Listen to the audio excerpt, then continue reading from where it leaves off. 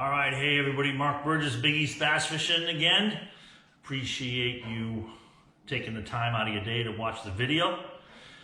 Today I thought I would talk to you about some more tackle management. I spend an awful lot of time with tackle management.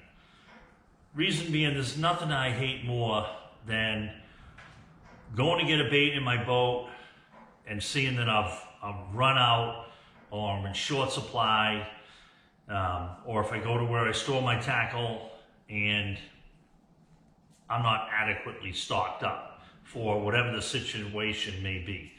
Okay, so I mean, we all have a lot of tackle. We keep tackle in our boat, we keep tackle in our vehicles, we keep tackle in our boat rooms. Every year, it's just a good idea to go through it. You know, I know I've talked about this before, but there are certain things you have to do on a regular basis. There's certain things you have to do in the beginning of the season. Now, I know there's a lot of people out there fishing already, especially down south, Midwest, Southwest. Tournaments have started up. Elite Series is just getting ready to start up now. So, that being said, up here, you know, in the Northeast, you know, not so much. We still got a little bit of time before we can really get out there on a regular basis. Right now, it's just kind of day to day. Get a nice day, we're running down the Cape, something like that, you know, and get a decent day's fishing in. Temps, you know, in the 40s, 50s. But so typically, I'm going to start with like the low hanging fruit. Okay, so I'm looking at my line for the most part. Okay, so I keep line, bulk line in my storage bin here. I keep some line that I use a lot in the boat in case I need to respool, you know, during the day. That, you know, that's kind of rare, but it does happen. But I'm making sure I'm using the older line first, and I've gone through. Fortunately, I don't really need that much. I only need, let's see, 5 spools of line. The 20-pound test line that I like to throw, a couple different versions. I'm a big Seaguar fan, big Sunline fan, so I'm looking to get, you know, a couple of spools of 10-pound test InvizX, 600-yard spools there, basically, you know, for jerkbait fishing and things like that. In the spring, some leader material, although I do have a bunch of that. A couple of spools of the Sniper Super FC Sniper Fluorocarbon 20-pound test, 1,200-yard spools. That's what I flip with for the most part. I have plenty of, I use Red Label a lot. It's real supple, you know, and it performs well. I typically will use that on moving baits, and like the AbrazeX, like 17 or 20-pound AbrazeX. I'm throwing that around some heavy cover typically, so I don't really need that much in the way of lines, but anyway, I do need a little bit.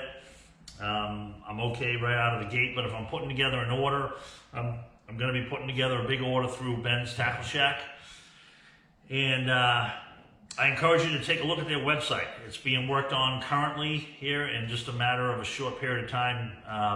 It's going to have a new look, and you're going to like it. So then I'm going through everything else, and I'll see if I can get you a little bit better look at that, a little close-up look at that here.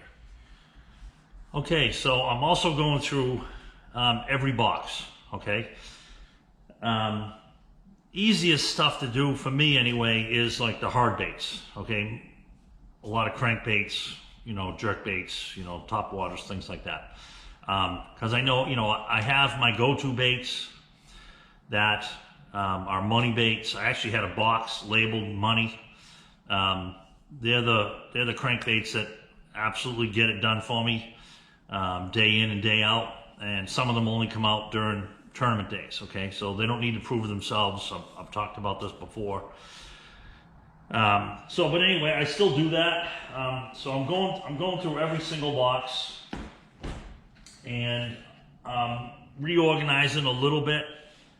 Putting together a springtime box this year, just for crankbaits. and basically consolidating some other baits that I had in different boxes, you know, for different reasons. And I'm also going to be labeling them differently this year as well. I'll show you what I'm doing. As you can see, it's a total nightmare right now, but it'll pay off. So I think I have one already done. So I'm using this red duct tape.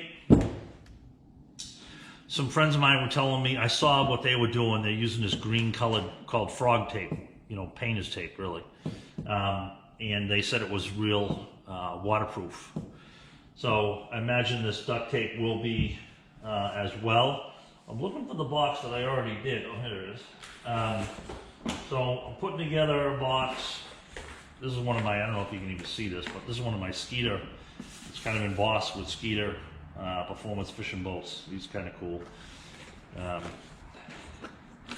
So yeah, so I'll put spring here. I'm doing them all the same too. In the top, it's sitting here like this, with the label facing to the left. On this end right here, it's spring cranks, 8 to 10 feet deep. Okay, so I may relabel that because I've since added some baits that don't run 8 to 10 feet deep, but it's just going to be spring, okay, and it's going to be the baits that I typically will pull out and use right out of the gate. Okay, so that's what I'm going to right there with this red duct tape, you know, and Sharpie. But yeah, you can see I'm just going through, and it's almost like therapy in a way, you know. I love doing it. I love sitting out in the boat and rigging, especially. But this is real important. I'll go through everything, and especially the baits that I like to throw a lot and use a lot. And this is of course, it's going to be spinner baits, buzz baits. I make my own, but all my soft plastic, you know, jig trailers, things like that. I'll take a look at the jigs, make sure I'm good there. I should be, because I have a lot of jigs. You know, and it's just through that process, you're also refamiliarizing yourself with what you have and different baits, and you're just getting, you know, more organized, you know. So like I said, I'm going to go through everything and put at the time that I do this, it's quite the process, but it's well worth it. I'll start a list, and I'll get that order into Ben's Tackle Shack, and we'll get it in time for the season here. We typically, you know, we got some of our bigger tournaments that are gonna be kicking off here at the end of March, beginning of April. So here we are, middle of February. So knock on wood, I think we'll be good to go. So all right, appreciate you watching, and hopefully this little tip will help you out. Videos coming up I'm going to be working on is, you may have heard, I did go to the dark side and purchase Humminbird Mega Live. That is started to be installed. I'm going to be working with Chris Evans down at Reynolds Boats on the rest of the install, and I'm going to be videoing that, and I'll be bringing that to you here when we do it here shortly. So, all right, everybody have a great day, and we are getting close, so we'll see you soon.